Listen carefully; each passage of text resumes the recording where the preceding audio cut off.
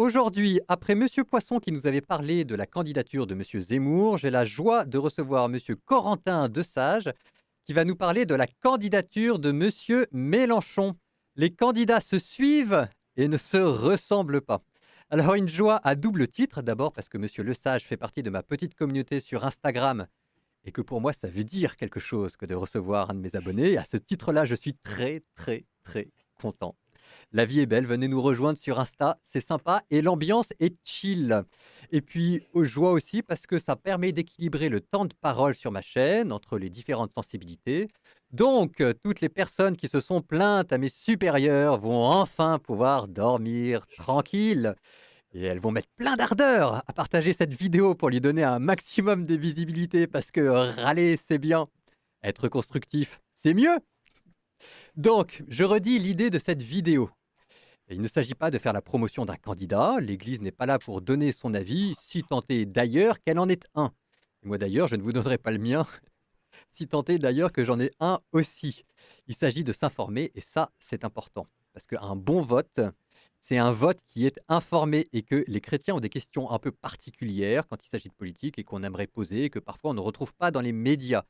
Donc aujourd'hui, il n'y aura pas de question de politique extérieure, d'économie, de politique intérieure, parce que c'est pas le but de cette vidéo, que je ne suis pas un spécialiste de ces sujets et que ce n'est pas pour ça que vous êtes abonné à cette chaîne. Mais des questions plus spécifiquement religieuses, j'avais posté une story Insta pour vous demander les questions que vous aimeriez que l'on pose. Je les ai condensées et je vais les poser. Alors, avant d'y aller et que je donne la parole à Monsieur Desage, un petit point. Monsieur Desage est un bon connaisseur et un partisan convaincu de Monsieur Mélenchon. Il a milité pour la primaire populaire, mais ce n'est pas un porte-parole, avec tout ce que ça veut dire, hein. Alors ça veut en fait tout simplement dire que tout n'est pas parfait et qu'il y a de la place pour s'améliorer, que je remercie Monsieur Desage de se prêter au jeu et que si un jour nous voulons avoir Monsieur Mélenchon en direct pour répondre à nos questions, il faut bien commencer quelque part et que tout ça va dans le bon sens. Donc un grand merci et on y va. Première question, est-ce que je peux vous demander de vous présenter, Monsieur Desage, et de nous dire pourquoi vous soutenez la candidature de Monsieur Mélenchon? Alors moi, je suis étudiant en troisième année de licence à Sciences Po et ma foi tient une part très importante. Enfin, j'ai été actif dans l'aumônerie de ma ville et j'ai fait ma promesse scout, j'ai été chef scout.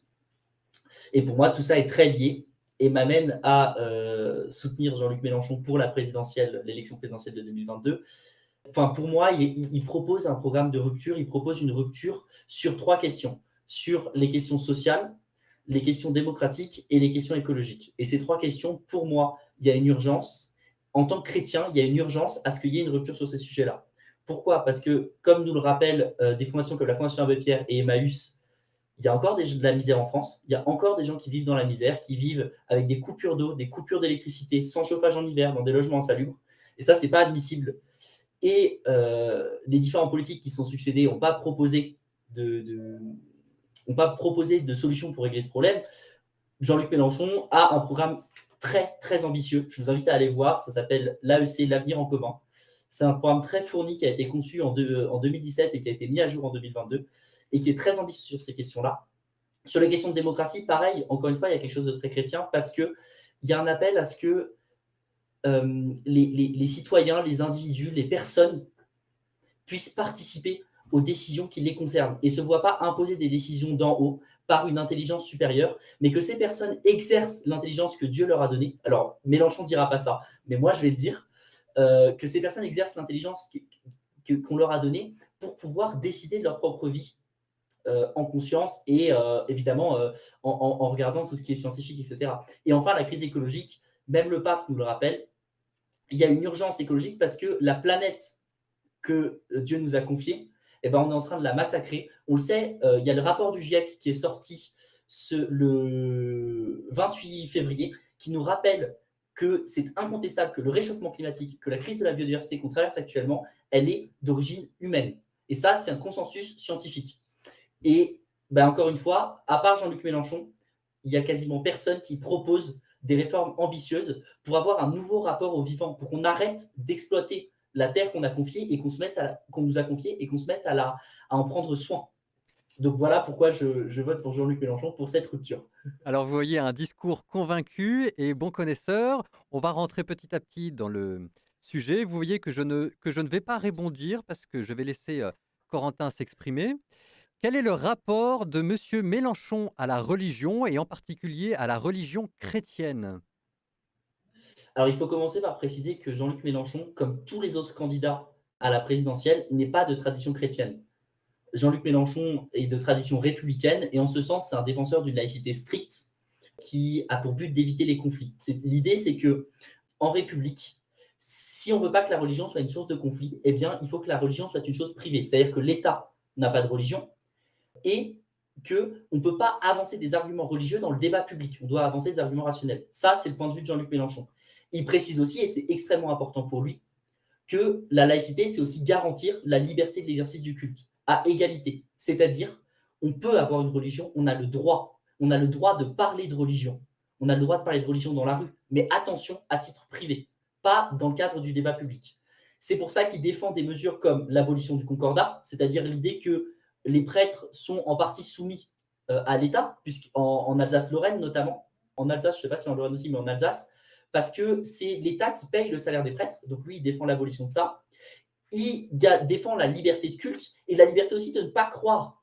Et c'est très important, puisque on ne peut pas imposer aux autres des croyances ou des non-croyances. L'État, il n'est pas athée, l'État, il est laïque. Et enfin, ce qu'il défend, et c'est un de ses thèmes forts sur la laïcité, c'est la non-stigmatisation des minorités ou des majorités religieuses. On n'a pas le droit de stigmatiser quelqu'un pour sa religion. C'est ça la position de Jean-Luc Mélenchon. Et moi, je la partage complètement parce que je trouve que c'est tout à fait chrétien de considérer que pour vivre ensemble, eh ben, on doit se respecter et on doit considérer que c'est possible qu'on ne pense pas tous pareil et qu'on ne croit pas tous que Jésus-Christ va nous sauver. Mais en tout cas, on ne peut pas l'imposer par la violence. Alors, nouvelle question. Question sociétale, un sujet qui revient souvent quand on me pose des questions. C'est tout ce qui est défense de la vie, un thème qui est très important pour les chrétiens, le respect de la vie, de ses commencements à ses fins.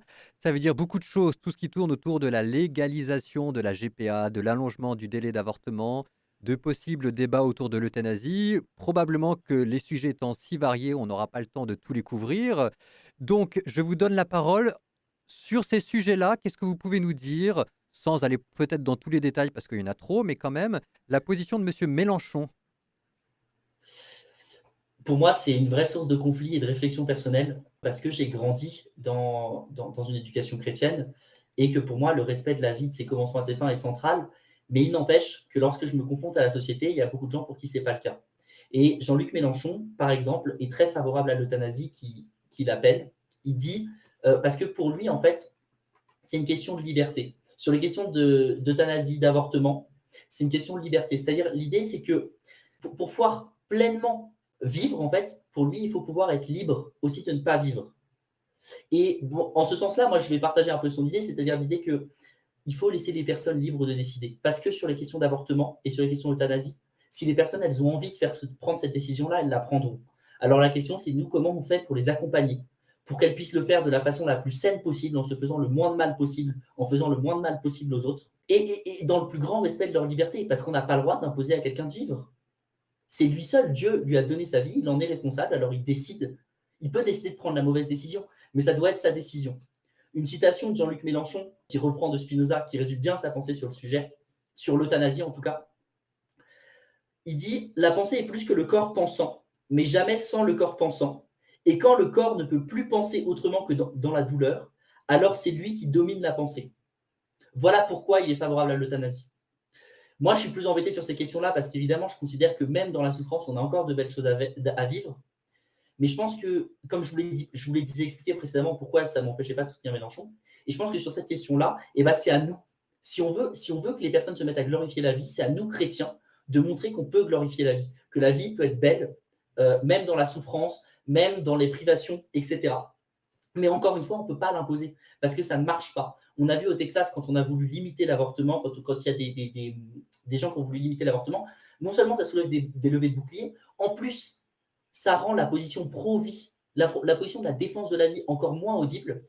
Et enfin, eh ben, dès que ces personnes-là quittent le pouvoir, les lois sont tout de suite changées. Parce que ce n'est pas une question de loi.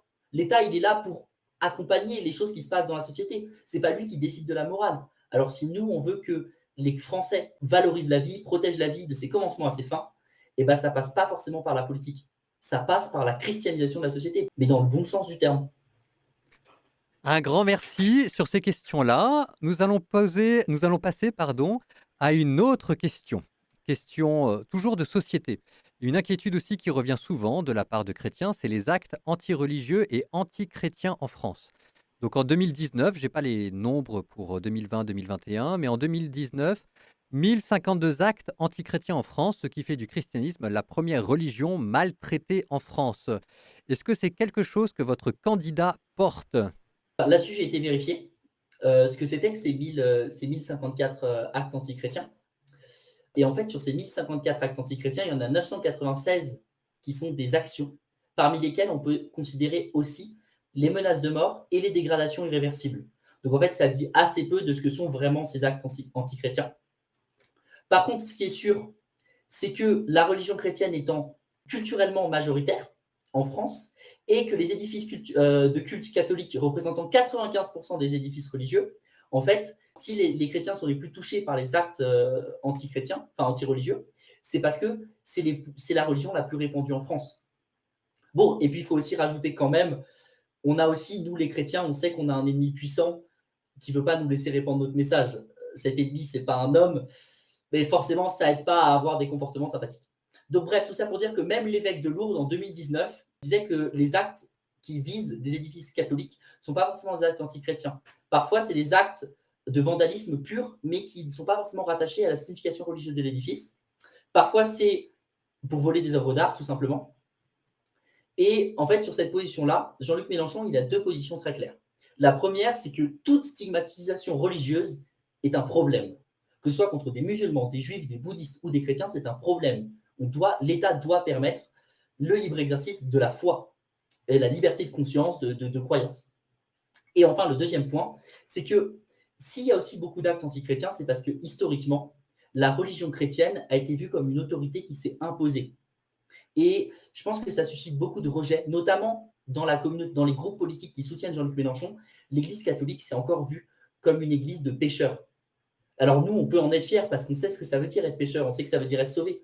Mais eux, ils nous voient comme responsables de persécution, responsables d'abus en tout genre. Et encore une fois, c'est à nous de transformer ça pour préserver en fait le message chrétien, parce que sinon, c'est tout simple. Les gens vont rejoindre d'autres traditions politiques. Jean-Luc Mélenchon, par exemple, c'est un républicain. C'est-à-dire que pour lui, c'est la République en premier. Un grand merci. Nouvelle question politique migratoire. Je vous donne une citation du pape dans son encyclique Fratelli Tutti et je vous demanderai comment vous réagissez. Donc, citation, le pape dit: Je comprends que face aux migrants, certaines personnes aient des doutes et éprouvent de la peur. Je considère que cela fait partie de l'instinct naturel de légitime défense. Mais il est également vrai qu'une personne ou un peuple ne sont féconds que s'ils savent de manière créative s'ouvrir aux autres. J'invite à dépasser ces réactions primaires.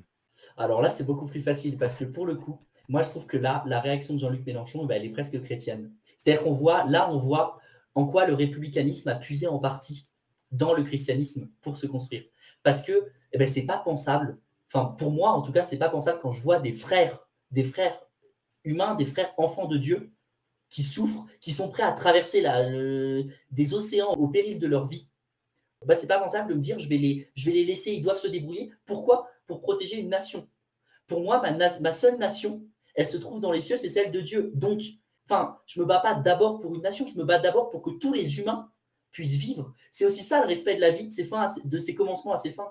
C'est aussi permettre aux gens qui souffrent, aux gens qui vivent dans la misère, de pouvoir être accueillis. Et là-dessus, encore une fois, on a de la chance parce que Dieu nous guide. J'ai été rechercher le texte de la veuve de Sarepta qui accueille Élie dans sa maison. Et pour répondre, en fait, j'ai été un peu choqué en écoutant Monsieur Poisson qui disait oui, le pape a dit qu'il fallait accueillir les migrants, mais il a aussi dit que c'était à la discrétion des États et que quand on en avait les moyens. Effectivement, je comprends, c'est normal. Le pape ne va pas dire comment chacun doit accueillir les migrants.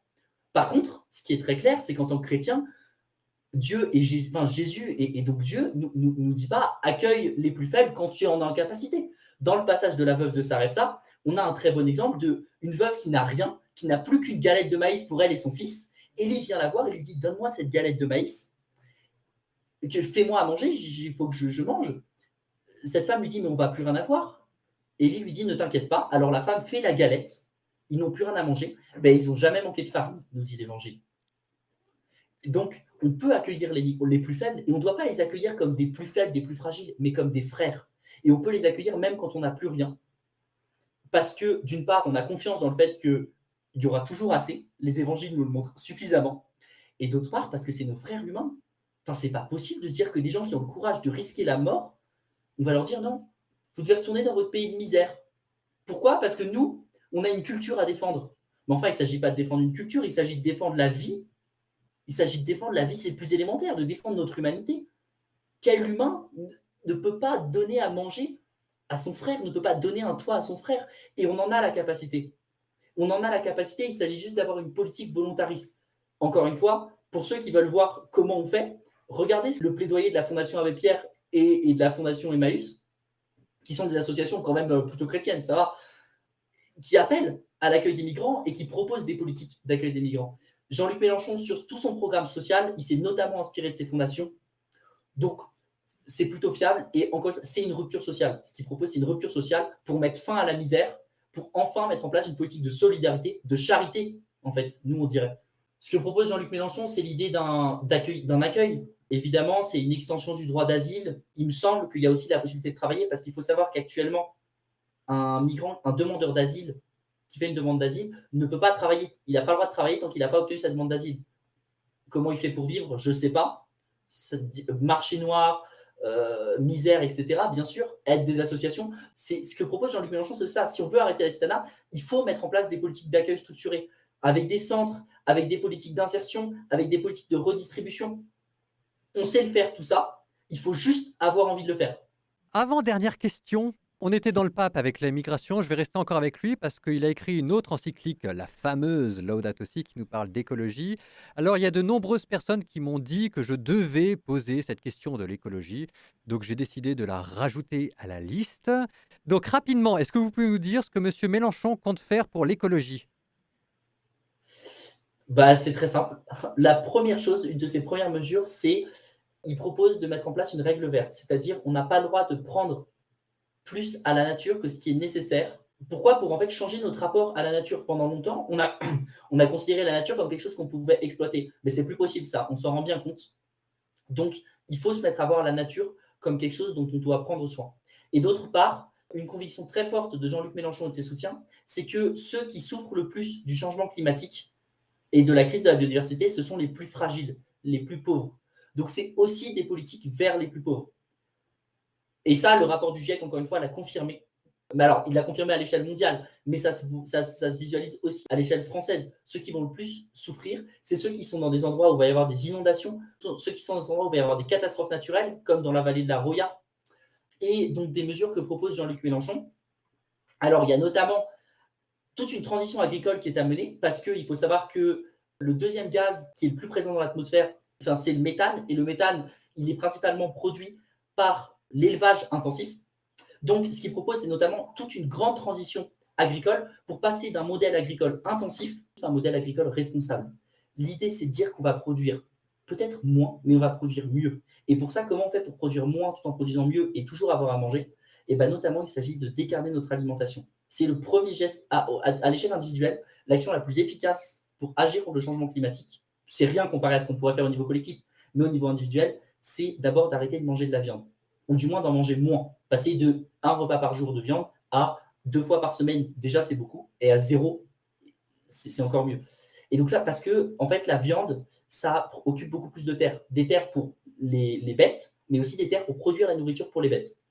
Donc l'idée, c'est que si on produit moins de viande, si on élève moins d'animaux, et bien dans ce cas-là, on a plus de terres pour produire des végétaux. On a aussi plus d'eau qui est disponible pour s'occuper de ces cultures de végétaux. Et puis de même, si on a une agriculture qui est moins intensive, et ben on peut aussi avoir un rapport plus responsable avec la nature. Et on se rend compte que là-dedans, et ben ça a plein d'impacts positifs, notamment en termes de développement de la biodiversité, de lutte contre les maladies qui touchent les cultures. Donc ça, c'est sur l'agriculture. Après, en fait, tout son programme regorge de toutes ces idées-là. Il y a aussi une nécessité à réindustrialiser. Pourquoi? Parce que ce n'est pas possible d'accepter de produire loin et dans des conditions déplorables des vêtements, des produits de première nécessité qu'on pourrait très bien se remettre à produire en France s'il y avait une politique d'accompagnement des filières. Donc il s'agit d'accompagner l'économie pour qu'elle fasse sa transition écologique. Alors, dernière question. Pourquoi un chrétien pourrait ou devrait voter pour Monsieur Mélenchon selon vous? Et bah parce que profondément, en fait, il s'en rend pas compte, mais il parle de Dieu toute la journée. C'est-à-dire que dans son programme social, en fait, et ben, il parle de charité. Dans son programme d'écologie, il parle de la création. Alors, lui, il n'est pas chrétien, mais il connaît très bien cette religion et il sait très bien aussi ce qu'il fait. C'est-à-dire que pour moi, la fraternité, aimez-vous les uns les autres, ça, comme je vous ai aimé, ça s'incarne concrètement dans le fait de venir en aide à mes frères les plus vulnérables. Pour moi, quand Dieu confie la terre à Adam et Ève, et ben, ça s'incarne concrètement dans avoir un rapport responsable à la terre qui nous a été confiée, à la respecter, pour notre survie, pour la survie des plus faibles, mais aussi pour la survie de la création. Donc il faut voter Jean-Luc Mélenchon parce que c'est le seul qui propose cette rupture pour enfin mener une politique chrétienne. Et en fait, je termine là-dessus. Si on veut que les personnes aient envie de vivre jusqu'au bout, que les personnes aient envie de donner la vie, parce qu'il y a beaucoup de gens qui ont peur d'avoir un enfant. Et bien, si on veut que ces personnes-là n'aient pas peur d'avoir un enfant, que ces personnes-là n'aient pas peur de vivre jusqu'au bout, et ben, il faut leur donner envie de vivre leur vie dans des conditions décentes. Pour ça, il ne faut pas qu'ils soient tués à la tâche par leur travail. Il ne faut pas non plus qu'ils soient dans l'incapacité d'avoir un enfant par la misère ou la peur du changement climatique. Et pour ça, donc, il faut que la vie soit bonne. Il faut que déjà dans leur vie, en fait, ils aient un avant-goût du royaume de Dieu. Et donc pour ça, il faut des mesures sociales. Il faut préserver la planète sur laquelle on vit. Il faut préserver les gens avec qui on vit, le vivant avec qui on vit. Et enfin, il faut que la démocratie, pour avoir des libertés, pour avoir des droits, pour avoir de la justice, pour pas que ce soit la loi du plus fort. Parce que ça, c'est pas le royaume de Dieu. Le royaume de Dieu, c'est un royaume de justice et de paix. Et tout ça, c'est ce que propose Jean-Luc Mélenchon, même s'il ne le fait pas au nom de Dieu. Alors un grand merci, Monsieur Desage pour toutes ces questions et pour toutes ces réponses. Donc vous avez pu entendre, le ton convaincu. Hem, on avait fait une première vidéo sur Monsieur Zemmour avec Frédéric Poisson. En voici une deuxième sur Monsieur Mélenchon. Je le redis pour que les choses soient bien claires avant que vous n'alliez voir mes supérieurs. Vous avez vu que je ne réagis pas aux questions, que je ne suis pas là pour donner mon avis, d'ailleurs que je ne voulais pas donner, que je ne suis pas là pour faire la promotion de qui que ce soit, on aura fini par comprendre. Mais, c'est ce que je vous disais au début, avoir un vote qui soit éclairé, c'est probablement la chose la plus importante pour voter correctement pour la présidentielle. Et donc c'est bien que nous, chrétiens, nous puissions réfléchir entre nous, poser nos questions sur les différents candidats. Bon, dans les commentaires, vous n'hésiterez pas évidemment à faire part de vos remarques, de tout ce qu'on peut faire pour améliorer. Je prie pour vous, comme pour tous ceux qui se dévouent au service du bien commun, mais un peu plus pour vous puisque vous êtes aussi sur la communauté Instagram, donc venez vous abonner. Et puis à très bientôt, un grand merci.